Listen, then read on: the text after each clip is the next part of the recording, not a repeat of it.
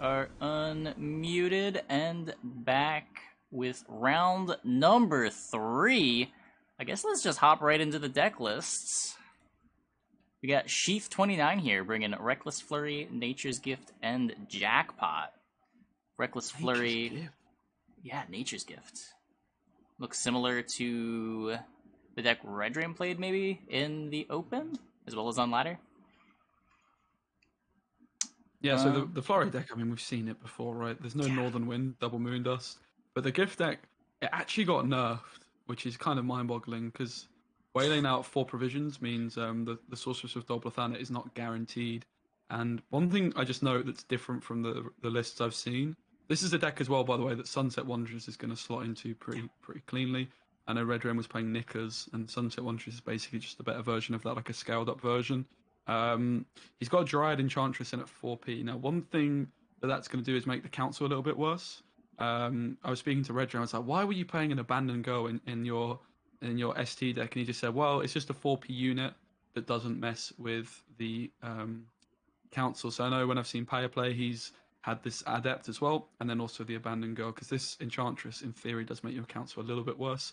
In some situations, you might want to council for a Hammer Dryad or Dunker or Forvane. So that's just one thing to note. But definitely excited to see this deck in action, that's for sure.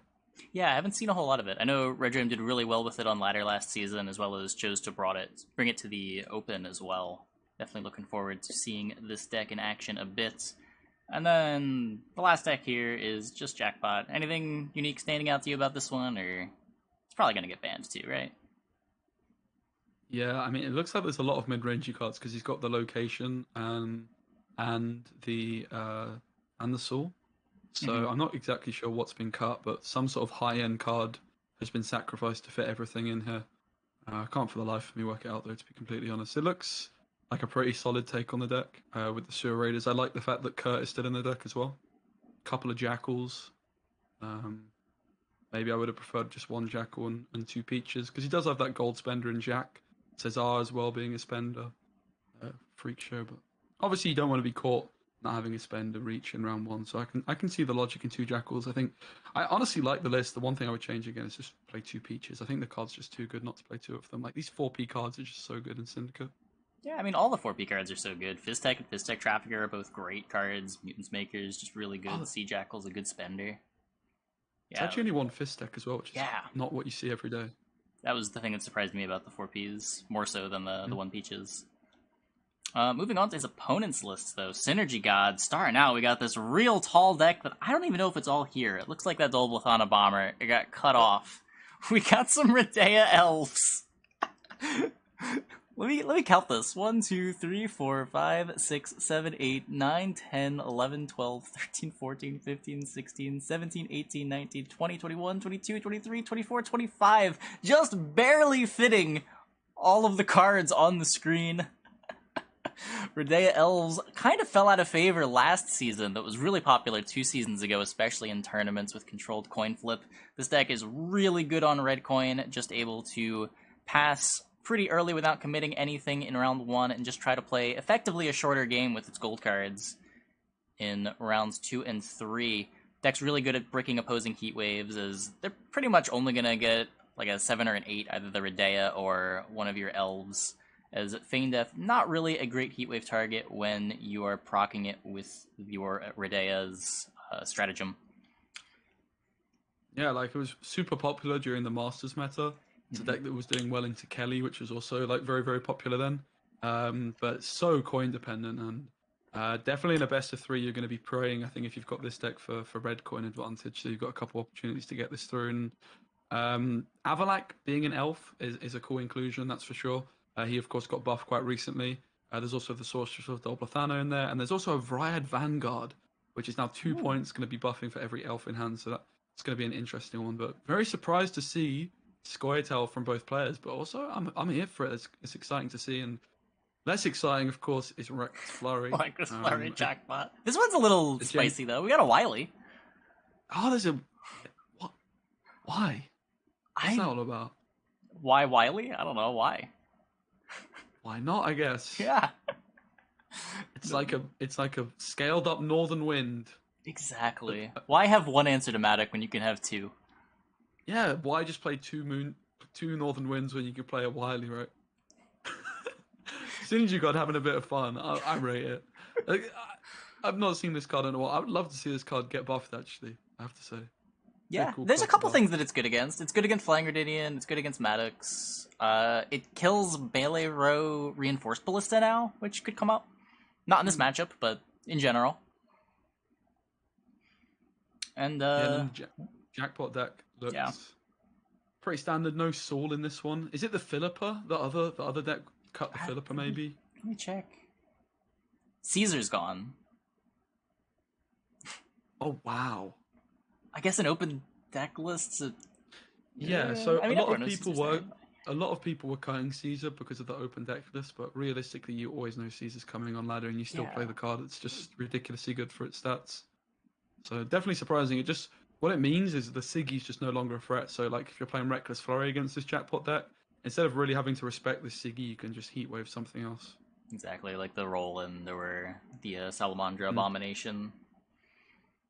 Or even just the a Lonely Sea Jackal. Looking at the 4P cards here, it does have the full poisons, 2 Fizztech Traffickers, and 2 Fizztechs, trimming down on Sea Jackals and Tax Collectors, and only a Singleton Mutants Maker, but is choosing to play the 2 Passiflora Peaches. What are your thoughts on 1 Tax Collector and 2 Passiflora Peaches? I mean, something's got to go right, but the Tax Collector's so good. I would always play 2 Tax Collectors. Like, Casino Bouncers, nah, mate, that's dead. I want to see the Tax Collector ×2. I even would like to see the Beggars and the Passy. I know it's gone out of fashion a bit, Passiflora, but the Beggars, mate, they have the best voice lines going. Like, I've been playing Witcher 3 recently, and every Beggar I go up to, I just hope he says the voice line. It's not in The Witcher 3, but I hope it's just my favorite. I'm no beggar. I'm an artist. I just love it. It's brilliant. Oh man. Yeah, there's some great voice lines in the game. Witch Apprentice, favorite in my chat. Every voice line on that card is fire. The quick or we'll both be ham. Witch's best friend is a pig, no doubt. What a great card. From the expansion, my favorite voice lines. I ain't got a clue actually, honestly. Not a clue.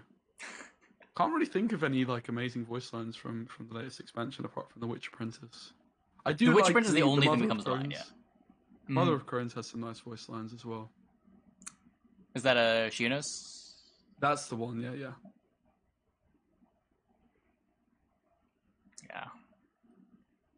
Still waiting on the invites. Let me make sure nothing's going on.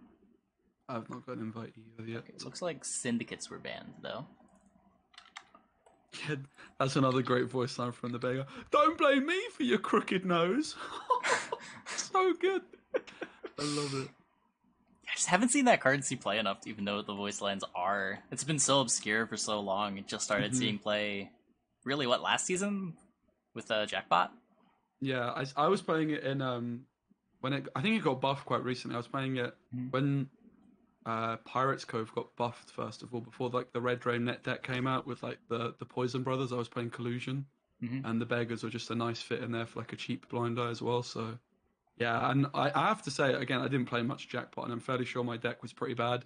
I just had like the most polarized deck possible, where I played like 100 fours and a Passy. So I was squeezing the Beggars in there. They are very nice with the Cesar, like the 6 profit if they're both on the board. It's pretty nice with Cesar and Siggy. Yeah, for sure. You can have a little beggar sandwich. If there's any faction you want to play a bunch of 4s in, it's probably Syndicate. That faction's 4s are no joke. Invites have gone out. I'm just waiting for everyone to get in the game. I'm assuming that includes you. Yeah, that would be me. I'm accepting now. So I just looked at the leaderboard, and SynergyGod is 2-0 in this one. I'm trying to remember the name of his opponent. I'm very forgetful. Sheath. So, yeah, both 2-0. So undefeated so far. Great start from both players. Scoia'tael not letting them down. I can't imagine it's eating any bans. So one of the Scoia'tael decks though is gonna get defeated at some point in this series. That's for sure. And one Scoia'tael game. Well, I Not guess it's not for necessarily. sure, but It's one Conquest. Scoia'tael They deck could will both get a win. win. Yeah. Yeah. I'm definitely excited that we've got some Scoia'tael action. The Nature's Gift versus Yeah, the two Deadeye different Ambush. Scoia'taels too. That's the real crazy part. You don't see Scoia'tael even on ladder, let alone in tournaments. No. Red Dream, the only player to bring ST to the Open last weekend, and very few players have been bringing it to qualifiers as well. And here we are, hopping into game number 1. Once again, both jackpots banned. We got Sheath bringing his Nature's Gift on blue, and Synergy opting for his Deadeye Ambush on red. Sort of expected to see this Deadeye on red. Wasn't really sure what coin we were expecting to see this gift on, but I guess blue is as good as any. Yeah, I think this is the deck in the game where the gold can get bigger than any other deck because play the Forest Protector and Neuromancy, Forve Council, and also the Sorceresses being units which play special cards. I'm assuming Sheath has stayed at 13 units in this one, and so gold is really the be-all and end-all. And of course, SynergyGod's deck doesn't actually have a Heatwave. Looking at it, I guess that's what's been cut for the Avalak. There is maybe a Spores, I'll double check. No Spores either, so Last Sight actually not going to be super relevant in this one. Yeah, just no tar removal for SynergyGod, opting for a bit more of a mid-range plan. Sheath just taking the lead on the TA Donka. No answers in sight. The Veil prevents it from getting locked by Kieran. You could move it to the range draw, but you don't really care too much about losing that order. The hand buff is where the real value is coming from that unit. SynergyGod on the red coin. Probably just going to use the pass button at some point to answer this. And got a good number of bronzes. Yeah, often what this deck would do is just play 3 cards and pass. Sometimes you try and play 4 and just threaten reach. And then what you'll end up trying to do is use Redea to resist the round 2 bleed and then try and just save your scenario for round 3. You try and commit like your Redea with Aileron. You've almost always got reach. So if your opponent's trying to bleed you, the fact that you've got leader charges Aileron is really like the biggest powerful thing in this deck, resisting the bleed. And a long round as well. It's just got so many points with the synergy that the scenario has with Isengrim, the Redea, of course, spawning more Elven Deadeyes and Verno. So you definitely do want to disrupt the length of the round if you're Sheath here. So some sort of bleed is likely to be where this game is won or lost. Yeah, for sure. SynergyGod just playing it slow, plays the maxi, not expecting him to commit much into the round, as Spessy has said. Sheath runs out that Forest Whisperer card. Probably a bit of a liability in general in this matchup. Lots of things can deal with it, from rebukes to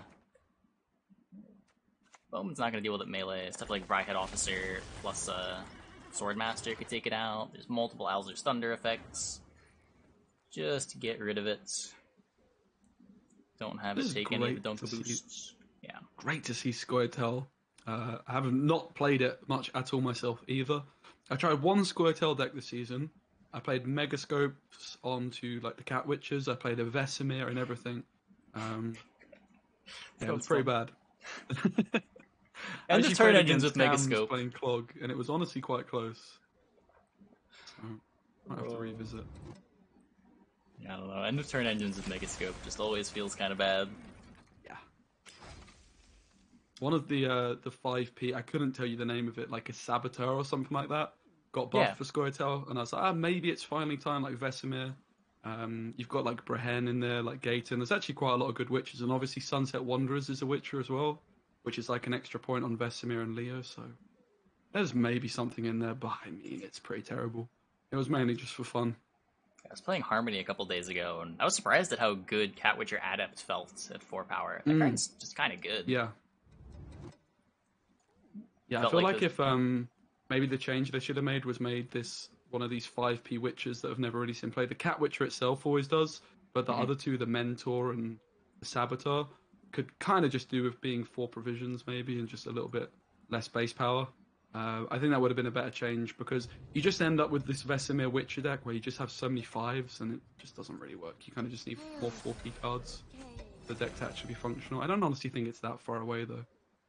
Yeah, it's kind of impressive, the value on like the Mentor especially because it like synergizes with Gaten, stuff like that. Mentor is really cool. There's the trick you can do with the Sabretooth too, where every time it flips, it gives a boost to the Mentor. It's treated as a different card appearing.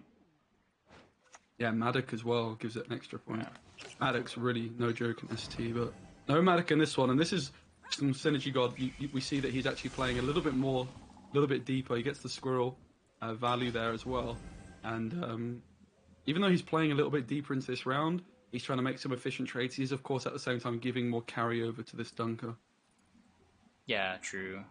Trading bronzes for hopefully golds, but not quite hitting. He did get the one that got squirreled, but as long as he's not committing any of his golds, then I don't think he minds too much. Deck only has so many cards that it really cares about saving. Chooses to not play the bomber. Goes into round 3, saves that for the mulligan. Yeah, and I think now is where the game begins from SynergyGod. All eyes is going to be on him. I'm going to assume that there is going to be a bleed here from the Nature's Gift player, which I can't imagine is too smooth trying to bleed. You're definitely going to want a Hammer Dryad as like a proactive option here. Of course, you've got the Aneromancy ready for it. And I mean, you can just sort of tell this deck is a bit wacky when you're playing Call of the Forest Council and Aneromancy.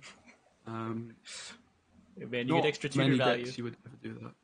All the tutors make your gourd better. 7 power on that Dolblathana Sorceress. Unfortunately, no 7 provision bronze Squirtle spells. So 5 is the same as 7, but of course more difficult to remove. I would love to see like a 6 provision spell card or something for Squirtle. I would love to see some spells anyway, just for the Fran synergy with Alza. The deck I really was hoping for when I saw Fran, but they just don't have the spells you really want to play. Apart from a Neuromancy, you're kind of reaching. Like you could play a Curse of Corruption maybe, but it's not really what you're looking for. Yeah, I feel like the problem with making like a 6p spell for Sorceress with Dolblathana is the way the card works. It shows you one that is equal or lower. So if you're trying to play this card to try to hit the 6 provision one, you're just sort of playing a high rolly deck. Even if you're able to boost it up, sometimes you're just gonna miss, and that just feels kind of bad. But Lock gets taken onto the Sorceress. We do have the ability to Valve into Dryad's Caress, so that will mean there's no foul for the Isengrim's Council. Yeah, there's also Forest Protector has the option of playing one. There is a Rebuke available too. Was the Shaping Nature that was banished by the Squirrel. Let's come forward and use the Caress. I guess when you've got a Neuromancy, you don't really mind too much about... Yeah, still plenty of tutors available. Does he click it, or does he save it? It's a pretty alright Rebuke. Kill an elf if you already have the Treant. Nope. Decides to just chill. Lets it keep boosting. He'll play the spell eventually. This round's not ending anytime soon. Yeah, for SynergyGod, no Redea available, which is awkward, but that's not bad. 8 for 5. It's just average. Respectable. But getting the buff from the Avalak as well, but the scenario means that it doesn't get a buff. And this is a lot of intel for Sheath as well. Sheath now knows there's one card in the hand that isn't an elf. He's going to maybe assume that's a Neuromancy. It could, of course, be Redea as well, or the scenario. Also, an Alza's Thunder could be the other card. So lots of information for Sheath there. If you're SynergyGod, this Redea is really the card you're looking for to commit to win this round 2 and try and preserve the scenario. But of course doesn't have the luxury of that, so it's going to be very interesting to see how he sequences it. Avalak, the weather of course going to take 3 turns, so I would expect Avalak to be a card committed quite soon. Yeah, not something you want to leave yourself stuck with in a shorter round 3 for sure, as we do see SynergyGod's copy of Avalak coming down. Damages the Sorceress down to 10, not really threatening anything, but I guess theoretically maybe a bunch of elves come out and Yavin damages it for a bunch and takes it off of the thing, but for now... I think think Rain was the play here, right? Because you can kill the one strength treant, which could, in theory, save you the death blow on a rebuke. That's true. That's true. It might just be that he wanted to pressure the sorceresses and get him to get a Sheath to use them, but yeah, I could see it both ways. You might just say that there's enough treants coming out that Rain and killing one doesn't matter too much. But Sheath just pulling the second one, does decide to click on the bigger one. Gets a tempering to make the newly pulled sorceress also an 11. Yeah, lots of treants across the board. Certainly can see the value of the Nature's Gift passive, as well as having that vitality, which ideally Sheath is going to be saving for round 3 for maximum points, but has the luxury of just using that vitality as and when. Best used on Hammer Dryads, of course, but it's always nice to just have a flexible leader ability that you can use its charges as and when that also has a passive. I really do enjoy leaders like this. Yeah, for sure, for sure. It's when they introduced this into the game, it was something I was really interested in playing around with, and it's held up. These types of leaders are a lot of fun. I really like leaders that feel impactful throughout the whole game, and Nature's Gift is I feel like one. I'd like to see like Stockpile get some sort of a passive ability similar to Nature's Gift. There is the Ellerin as well. Of course, Avalak being an elf, a back row Verno. That's already something for Sheath that is disrupting the round 3 potential for his opponent, because this Verno in the front row, when combined with the scenario with Elias and Dea, is quite impressive. But still pushing. Hits the rebuke this time. Hits the rebuke as well, which is going to be the most points at 7 or 8 because of the passive as well. Yep. Whole hand is elves, so probably won't matter denying the Verno for Vernasiel's Commando. Just in case that comes out off of the Feign Death, but 5 damage plus 2 onto a treant is the best value you're getting off of that Double Thana Sorceress. 20 to 34 as Sheath continues this push. Synergy has not really yet committed all that much. Avalok down, Aileron down, Vernasiel down, but still has Feign Death, still has Rudea Index, still has that Isengrim, still has that Yavin. If we take a look at the other cards remaining in this deck, not a whole lot, just a Nero and that Rudea. Still deciding to hold on to that scenario as a Bomber comes out.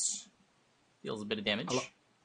I like the placement of the Bomber as well. Obviously, the Yavin is, you're going to want to stack one row with elves, but there was not a massive benefit, but what it does sort of do is it suggests Rudea is still available in hand, because if this Bomber takes a Weather Tick, you're saying you can transform it for maximum Rudea value off of the Neophyte.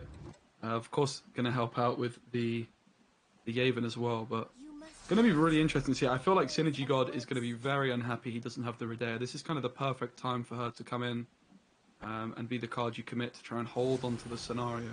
And the leader charge from Sheath comes in as well, so a little bit of an aggressive push from Sheath, trying to maybe suggest he's gearing up towards a pass. Yep, SynergyGod down to his golds. What is he going to commit first? It is always awkward being in a position at the end of the round where Feign Death is your last card. Does decide to play the Elias, hold on to Isengrim, Yavin, Feign Death. Isengrim and Yavin both playing for a nice amount of points for some additional reach. But Sheath, 2 powerful golds of his own. Forest Protector, hand buffed by 3, and this Call of the Forest. Does decide to go for the Call of the Forest, gets the Cat Witcher Adept for 2 bleed onto the Kieran. That was a weird one. Why? Just Call of the Forest for a 4P does not feel good, I have to say. Yeah. Did he... Wait. It's not even like a full value bleed. Yeah. Could have gone for a Hammer Dryad, for example. Yeah. Use the leader charge on it. Huh. Well, Sheath is been 2-0 so far, and obviously if you can keep a Hammer Dryad with like the Forest Protector, you can get a Caress maybe down on the Hammer Dryad. Yeah, I'm not even It's questioning definitely playing the Cat Witcher Adept. I think that's fine if you just want to maintain card quality in your deck. I'm just not sure why you bleed the Kieran. Why yeah. not bleed the Elias? Here is what this Deadeye Ambush deck does so well, resisting the bleed by applying pressure with leader charges. That Yaven isn't quite going to be enough, though, to force Sheath to play his final card. And remember, the hand bust from Dunker, SynergyGod, I'm sure, was counting the boost, so can probably predict the last card is buffed to some degree. And there's 3 Vitality here, but there's 1 bleeding, so this leader charge didn't actually do it, did it not? 4, right? He just had by 1. Oh, it's 5. Yes, maths is hard. Yeah. If he had bled the Elias... Oh, I guess... No, I guess that wouldn't have mattered. It would matter if he had to play 1 more card. But there's the Forest Protector coming out. The Forest Protector, yeah. Does have to play another card. So this Isengrim is 4, 5, 6, 7, 8, 9... I don't know why I'm counting it this way. 9, 10, 11, 15? -1? Oh. I think he's got to play the Feign Death. Oh, what a stinker. What a stinker. Just exactly. The worst card to have in your hand. He used all his leader charges as well. The decision from Sheath to commit all 3 leader charges being very, very relevant here. Mm-hmm. Could have saved some of those, and yeah. I mean, this is the problem with trying to hold on to Feign Death in round 2. Like, you want to save it for round 3, but sometimes this happens, and you just gotta play it anyway, and you're not even getting your card. You're just going into round 3 on even, Feign Death down. He only has Redea left. Yep. This Gord is 15! Jeez. And Nero is guaranteed as well, remember? Mm-hmm. The Echo. The Squirrel was used on the Naping Shaper, as I like to call it. Or is that a Neuromancy pickup? There's a Heat Wave too. A Heat Wave, not that exciting in this matchup, but maybe gets to hit the Redea for 8. Honestly, at this point, you could just... I was going to say you could Heat Wave the stratagem of the Neophytes, but actually I don't think you can do that.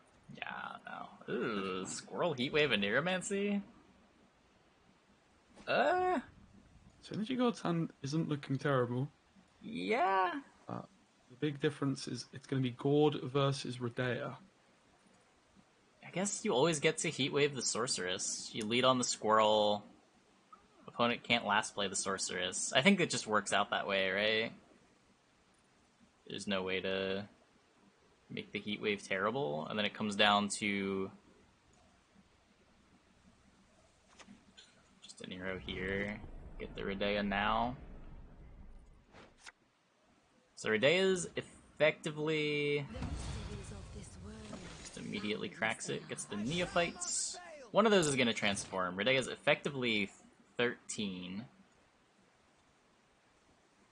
It'd honestly be quite close. I think, yeah, the Heat Wave on the Redea, I like the ordering from SynergyGod.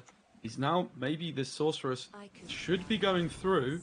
Also, he's going to have the option to boost it with the Officer to maybe try and find a slightly better 5 provision card. Squirrel is just a sad 4-point card. Let's see what the Sorceress rolls. Yeah.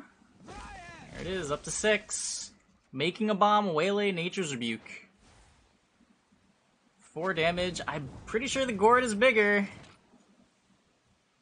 And this is the benefit of playing Shaping Nature, Cool Council, and the Nero, as well as Forest Protector and Sorceresses.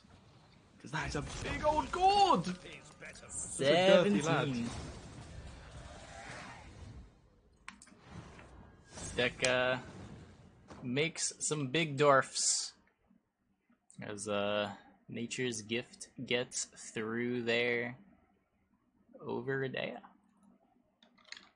Yeah, and this round 2 was, again, where the game was won or lost, as it proved, as so often is the case with this Deadeye deck. You often are just going to be looking for the Redea, hold on to the scenario at all costs, and you've got something for round 3. Of course, as it proved, SynergyGod used all 3 leader charges. What was the difference as well? Would have what 1 leader charge could have made a big difference, I feel, there. Yeah.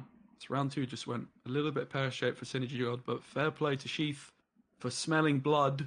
He just kept pushing, and managed to just about, by the skin of his teeth, go into the last round on even cards and get out the scenario as well. I feel like that was a pretty unfavored matchup for the gift player there. Yeah, I'm not gonna claim to be an expert in Squaretel matchups.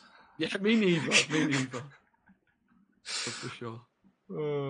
Here we go into game number 2. SynergyGod on the blue coin this time with Reckless Flurry in the Reckless Flurry mirror match. I believe these lists were pretty similar, with one player having a Wily, and one of the players playing Quartermaster, or were they both on 2 5p bombs? There's the Wily in hand. Double Moondust here from Sheath, and then SynergyGod has the Madoc and the Wily, so the fact that he's got the Northern Wind in hand here, definitely going to help him out, despite being on blue coin, which is often a disadvantage in the mirror matchup. This Northern Wind is honestly so important from the position that SynergyGod is in, and also this Jengi threat is, well... I mean, do you want a Northern Wind the Madoc or Wily the Madoc? My Spectator was bugged. This Wily was showing up as a Madoc, and I was very confused as to why the Madoc was still in hand and not being mulligan, but Cyprian Wily appeared when the mulligans were completed. Yeah. Deck has plenty of answers to Madoc. Lots of... I didn't realize we were looking at the deck list, so he's playing Jenga as well. Yeah, like, Jengi's honestly a pretty underrated card with the leader charges. Makes sense if you're just... With this Wily, obviously, you're changing the main net deck around that everybody plays, so... I guess instead of playing a 4p card, maybe he's just got 1 Dancing Star by the looks of things.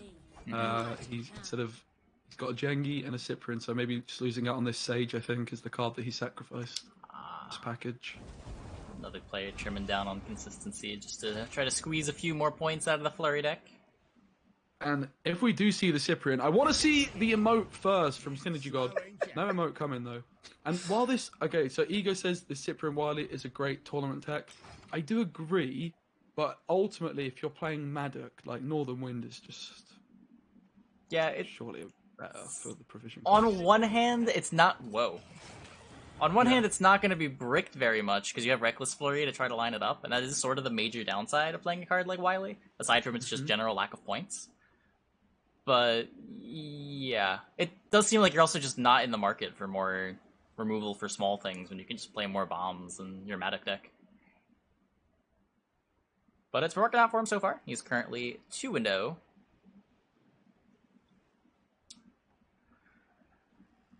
But yeah, Sheath's just playing a Bear Witcher on 8 cards.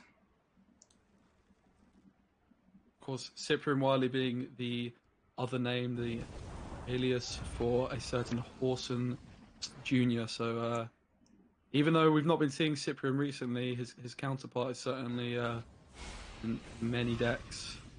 You Would be made cool me check to see to make King sure of that Beggars as well. Yeah. A bit of a buff as well as this card. You made me check to make sure that its name was still Cyprian Wily. I wasn't sure if they had changed it. Heatwave coming out in round 1 there. Okay. Not super important in the mirror match, probably just going to deal with the Greatsword later on, but I don't know, being able to deny those Megascopes can be pretty big.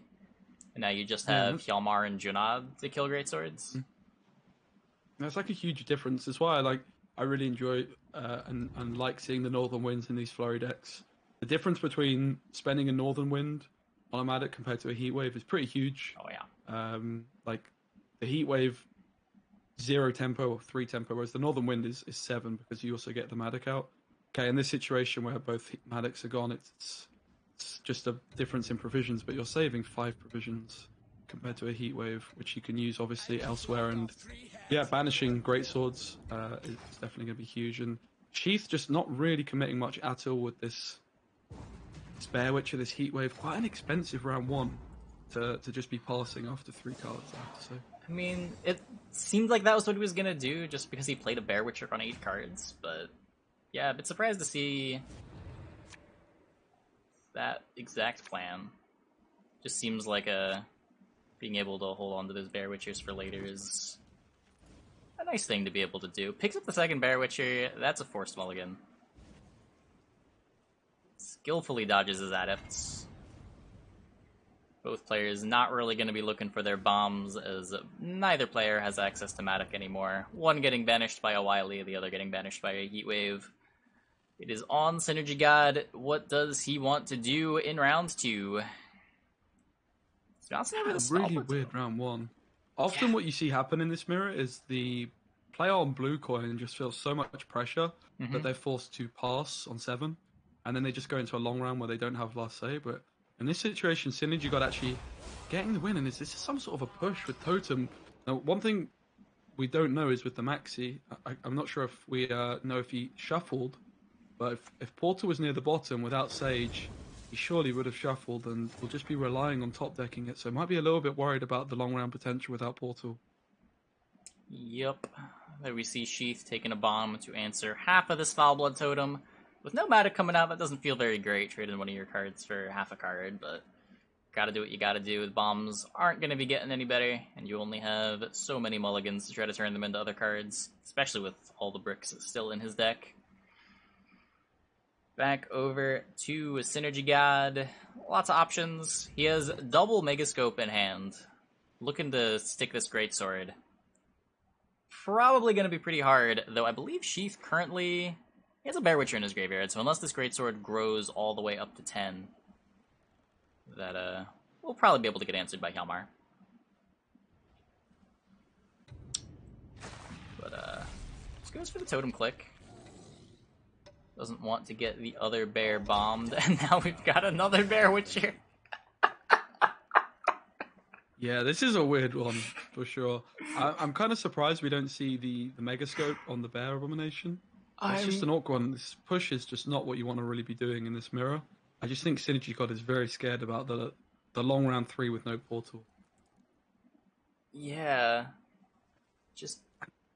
That's why you play the Sage and you don't play Cyprian Wily. But I don't know. I'm surprised at how this is going. Is he gonna keep pushing? I mean, he committed the totem. Yeah, he's gonna Megascope the Bear Witcher. Just play a 5 and we'll play some 8s. So he lost 3 points of damage on the Bear Witcher to gain 2 points on this Megascope, but of course might be playing another one. And there's the Portal. This could be a really huge pass for SynergyGod now.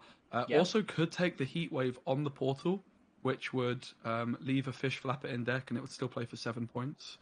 Maybe just making Sheath's top deck's worse, but I feel like SynergyGod has done all he set out to achieve in this round. He trades Totem for Portal.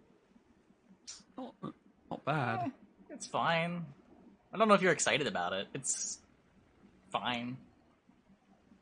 Like, the Portal's still going to be thinning for Sheath. He's going to be a little bit better at finding all of his stuff.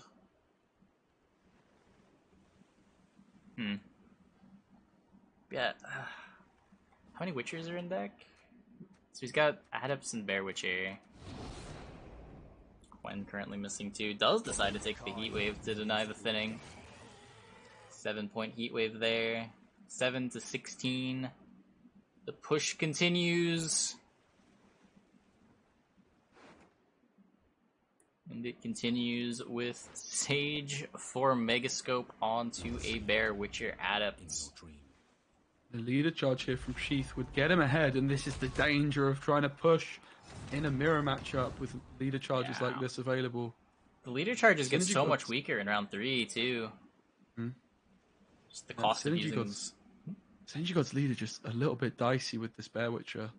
Going to be healing, but of course could go for a leader charge in Jengi, or even could hope to sink 2 damage into the Avalak, 1 into the Bear Witcher, and then a Junod would clear the board.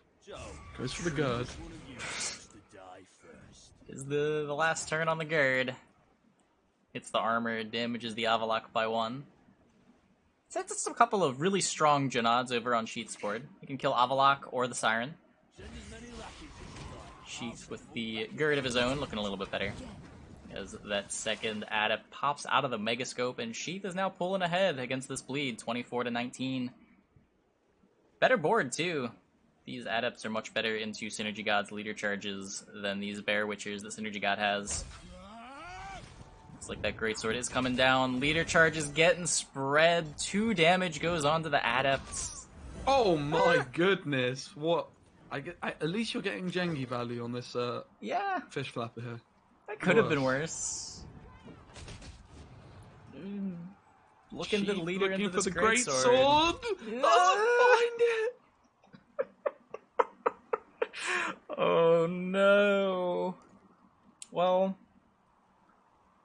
that happens sometimes. Highlights the Greatsword as well. Has an okay Junod, but this does mean Synergy God is going to get the Megascope for 10 points. Yep, Junod just kills that 6. 26-17 as the Adepts heal. Jenga is going to lock that Bear Witcher before it can get any more value. Sheath ahead on board, end up a card. 26-24, 10-point Megascope. Probably not relevant, though Sheath is going to be forced to play some of these golds. This hand is very good. Totem, Quen, Heron Kaduk, and Hjalmar. Might just be seeing the Kaduk come out. It's probably the weakest card. Also the one that you can carry some of its value into round 3 with. I think SynergyGod's best bet here is just try and trade this Megascope for a couple of golds. Keep his leader charge. I think Sheath was maybe overzealous committing all the leader charges there when I feel like he was in a very strong position in this round anyway.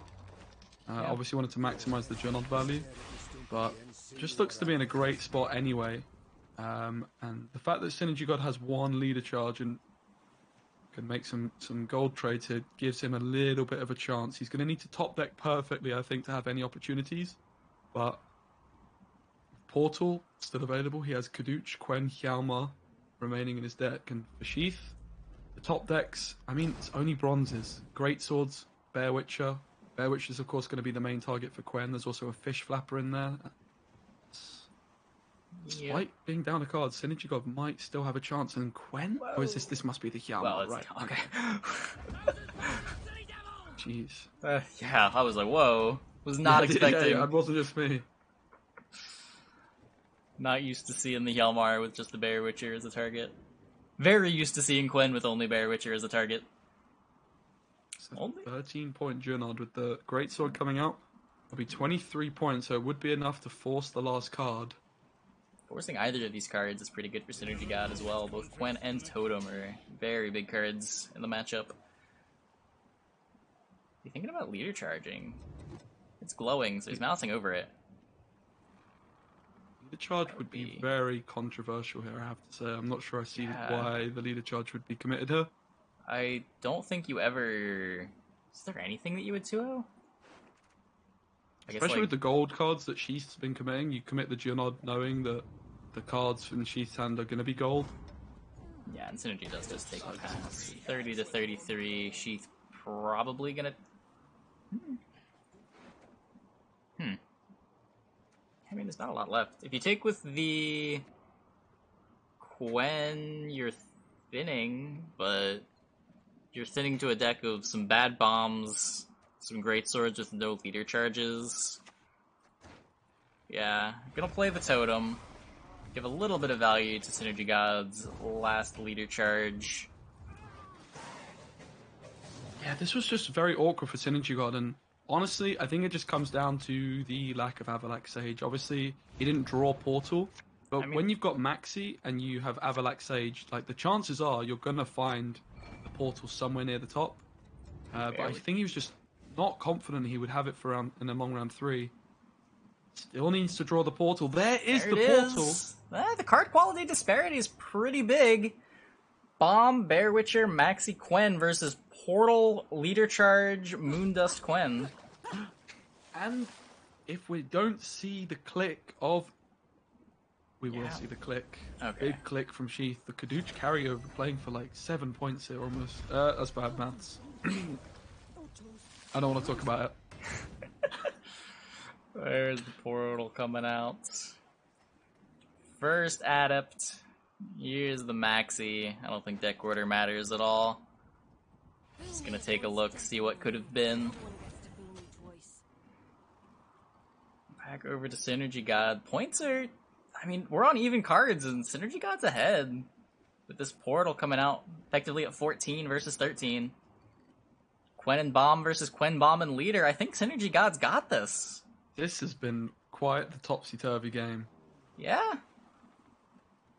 Just better quality. This is where those leader charges really came in from Sheath. He really didn't need them. He was in such a winning spot. Obviously, he had a plan that he wanted to leader charge the greatsword and then Junod it. But when the first leader charges missed, he just kept slamming the leader charges. And just means he just doesn't have those extra points he would have otherwise had for round 3. Yeah, Bomb forced to be played on an adept. That's going to heal up 1, and then the 2 armor as well. 23-4, and Quen's a lot of points, but I don't think it's the 20 points the Sheath needs. Looks like SynergyGod is escaping this mirror. The victor. Yeah, not gonna show him his card. Into game number 3 we go. This has been a really cool series, and SynergyGod still has the Flurry deck, of course, to win with. Sheath has his... Oh, other way around. SynergyGod has his Scoia'tael deck. Sheath has the Flurry. So SynergyGod back on the coin that he would like. Be interested to see how this one plays out, that's for sure. Yeah, Deadeye Ambush against the Flurry deck. Gerd is probably pretty good. I feel like the round 1 hand for Flurry is going to be really important here.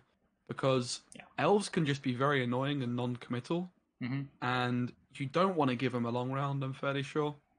Maybe you could just say they're going to overswarm. Like, you've got the Siren from Gerd, which is going to fill up 1 space on the board as well. But Elias does like a great number on that as well. If it's not, if it doesn't go to a long round 3. Going to be really, really interested to see how this one plays out. I have a feeling I would prefer to be the elf player in this situation here. Yeah, I think I would agree, especially against the Redea version where your Heat Wave's not really going to find a ton of value. It can be pretty hard trying to bleed with this Flurry deck, and I can't imagine your favorite in the long round. You've got some nice tools with the Dancing Stars and the Gerd to try to keep the Swarm under control and kill some elves, but... Yeah, Sheath is going to want to have proactive cards without committing too much. He's probably going to want to bleed with his Fish Flappers in round 2. Slamming Fish Flappers round 1 here is going to be a massive overcommitment, but might not have too much choice. The fact he's got Maxi is going to be very, very nice. Also does have access to Totem through Sage. He's going to be looking to do this as cheaply as possible, winning the round while not overcommitting. Picks up some bombs and just guns that Maxi. Sees, oh man. That is a gauntlet at the top of his deck. Both Bear Witcher Adepts and both Bear Witchers. 3 of those cards you want to leave in your deck. I got to imagine that was a shuffle without looking at anything else. Yeah, the Heat Wave was quite low to the floor as well. Not the best card in this matchup because of the Redea, but if you do force the Redea in round 2, then you do manage to get the Heat Wave onto the scenario. That's not a bad Vanguard again, playing for the solid 8 points. Maddock not behaving though and spawning in the back row. Yeah, Maddock, you can't trust him for much. He just does what he wants to do. He wants to avoid conflict. Looks like we got the stratagem getting clicked here. Sheath choosing what card to discard. Decides to just send away one of those Dimeridium bombs with Maddock on the wrong row. Might just not want to have too many bombs in his hand there. Dancing Star obviously much better in this matchup, able to clear up some elf tokens while spreading some damage around. Already got 13 points in play. 2 pretty low commitment things as well. Just Maxi and the bomb played. Accomplished a bit of thinning. Here we got SynergyGod with the Kieran to lock that Maddock. Again, another reason to want to discard that bomb. Just make sure you don't have too many of those stuck in your hand. As we do see the second one. Kill the elf. I was hoping it might be time for the Self-Moon Dust to get the Maddock back, but... That's never correct. Chat always wants it to be correct, and it's never correct. It takes so much. 8-point game. And this is the thing for Sheath, like, you can't play a greatsword without the Maddock down on the board anymore. Without committing a leader charge, which you don't want to do. Yeah. You don't want to commit your portal. You haven't got a Megascope target. Of course, if you play the greatsword and you don't commit a leader charge, now this Maddock has been locked. It's just going to get rebuked. So this lock on Maddock is absolutely huge here. Yeah, just make Sheath's continued plays into the round just a little bit harder. As you were saying, Dancing Star with no Maddock and no 3s. Portal is not something he wants to play. Oblock Sage could theoretically go into like Totem or Hernkuduk, but not really ideal either. SynergyGod just plays that Vryhead Sappers, puts another 5 points on the board, just wants to keep the points gap close. Not trying to win on even, just trying to force Sheath to play cards. As we do see that Greatsword come out alongside a leader charge to boost it up to 7, making sure that he's able to play that Avalok Sage into Megascope. SynergyGod's list very light on removal. Has Rebuke and Alzur's Thunder to deal 5, but past that, can't really kill anything bigger. No Heat Waves or Curse of Corruption, something you might commonly see in these lists. Yeah, this is just a nightmare situation, to be honest, for Sheath. It's always going to be tough, but committing leader charges in round 1 against Elves is the last thing you want to be doing. You need as many points as possible for this round 2 push and then that final round 3. So already proving to be quite expensive. And for SynergyGod, what I want to see from him here is just continuing to stay in this round for as long as possible, make things awkward for Sheath. I would love to see him just commit a bronze card or so here, and just stay in the round for that little bit longer. Try and make some more efficient trades. Yeah, SynergyGod plays that Bowman, just kills a crow. Not full value, but again, he doesn't really care. He just wants to play bronzes. He just wants Sheath to have to play golds, as Sheath does not want to go into the long round. 6 to 20.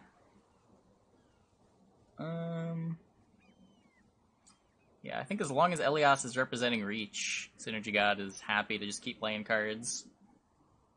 Wouldn't be surprised to see Rebuke here. Squirrel probably wants to get saved for either Greatsword or Maddock. But Rebuke probably can get thrown away pretty easily.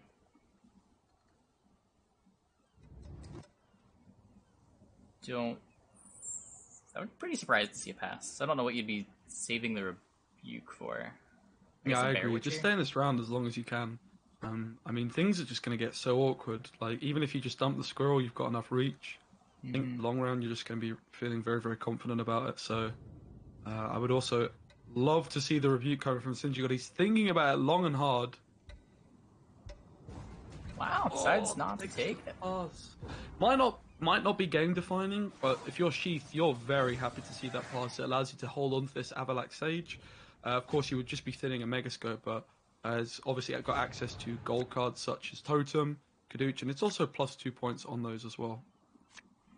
Yep. So the Maxi was shuffled, does draw an Adept anyway. Manages to find Hernkuduk and a Megascope. Is he going to... Yep, another kick. Finds a bomb. Okay. Well, there's Portal. The push begins. Squirrel is round 1 could not have gone any better for Sheath. Like, he had to commit a leader charge, but managed to hold on to all his golds. The Maxi was obviously an important card to draw for proactivity. I think the decision to commit that 1 leader charge to get the Greatsword to stick was definitely worth it. Because even if SynergyGod did play the Rebuke, he would have had a Megascope. But instead, has this Avalak into Totem, which is going to be just so nice in this bleed. Hopefully just splitting up the Elias, the Verno, the Isengrim, all these cards that work so well together. And I'm very surprised not to see the Squirrel played from SynergyGod here. Wow. Is he just... Wow. Yeah, Maddock's just going to come out. Is he saving the Squirrel for the Greatsword to try to brick Hjalmar? That doesn't matter, does it? No, you can Hjalmar the Maxi, yeah. Yeah, you're maybe losing 2 points. I don't think there's going to be anything bigger than an 8. Yeah, very surprised to not see that squirrel taken immediately. Giving a bomb target, too. Wow. Well, here's the squirrel now. A little bit late, I Great think. sword. Yeah. That's a painful one. Obviously, the Maddox got locked in the first round, so there's not going to be a lock here in the second. Goes for the Mega Scope, which means that Totem is just a card for round 3 for Sheath that he can hold on to. Makes sense. Doesn't want to go too all in, but at the same time, you can apply a lot of pressure with Totem. Yeah. I mean, Totem plays for 12, Megascope plays for 7, plus potential random damage absorb from like a Vernacial pings, though probably not going to be going for that even into just Portal. So probably just like 5 less points, but it's easier to play Totem in a short round than it is to play Megascope in a short round. Yeah. SynergyGod does have the Redare in this game. We saw in the previous one. He got stuck with the scenario. That is going to be in his deck for round 3 no matter what. But now that Redare is down, that also is very, very important for Sheath because it means that his Heat Wave is going to be able to answer the scenario. And bang, there comes the Junod, not messing around, hitting the squirrel twice. Perfect with the leader charge. 1 time on Redare. That is a 13-point Junod of Belhaven.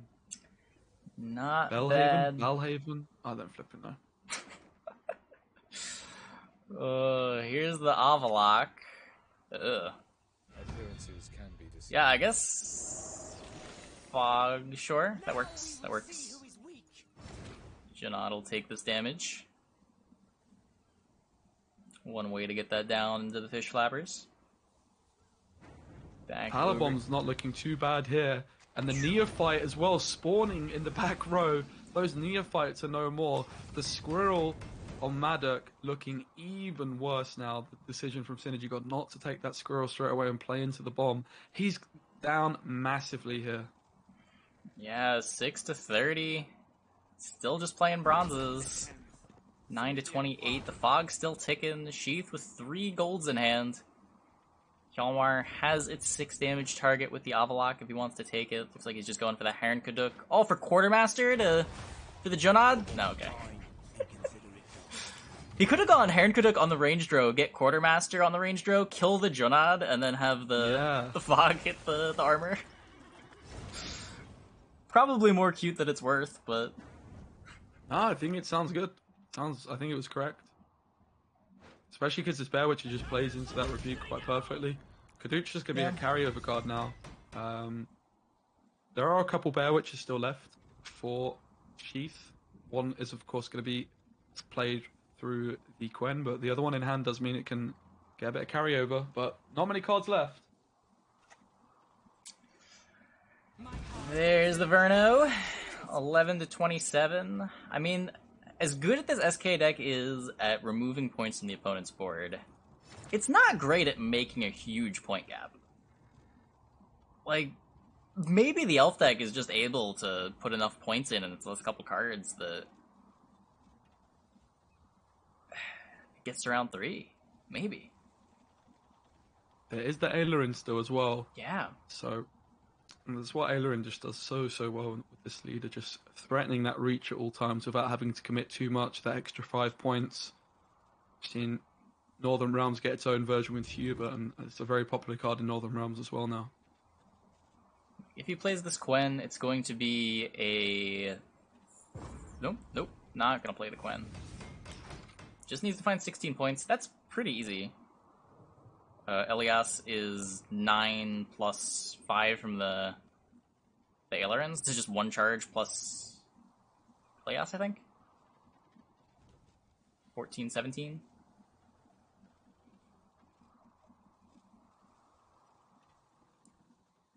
Kind of let him out easy. Yeah, I think for SynergyGod, it all went about as badly as it could have gone, but still getting there quite happily. However, Sheath did save the totem, which could have applied more pressure if he committed the Quen, but instead sort of sticking to his guns and now has totem, Heatwave, Quen as a potential round 3. Of course, with Redea gone, the Heatwave will answer the scenario. It's not always as good as it might seem, though, heat waving a Feign Death. Totem's the top card. Oh my goodness. Yeah? That's a hand for the ST gamer. Does have 2 elves, but does of course need the scenario. Gerd a little bit late for SK. Yeah. Does decide he can take them all, picks up the Bear Witcher, still has the 1 in deck for the Quen. Nothing was bricking him there. Misses the Heat Wave. So won't have Heat Wave for scenario if it gets found. And it does get found! Feign Death of that! Oh! Finds it. The odds were good. It would have been very unlucky with Maxi not being found till round 3, and Neuromancy and Feign Death as well. Not being drawn would have been a disaster. No Heat Wave for Sheath, but can at least answer the Commando with a leader charge and a Quen. Might be worth it. Goes for the Greatsword first. Yeah, this makes sense. Perfect. Yep. Get that up to 7. Safely out of range of most things. You could what? Leader charge, Yevon. Plus the Waylay? Yeah.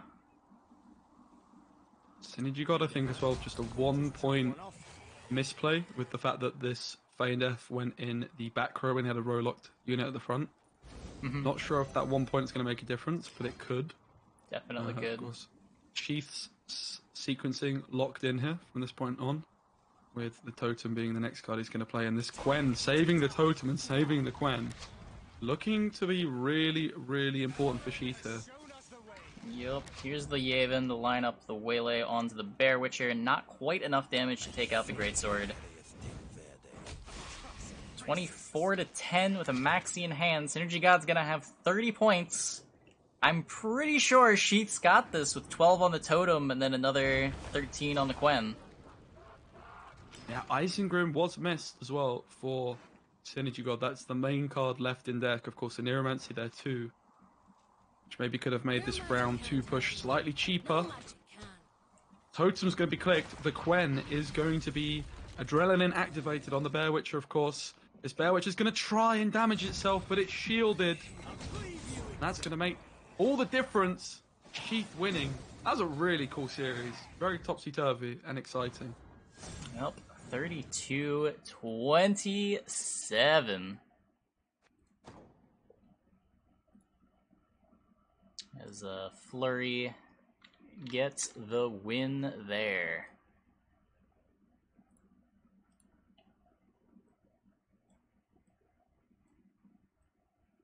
Apparently my cam is messed up.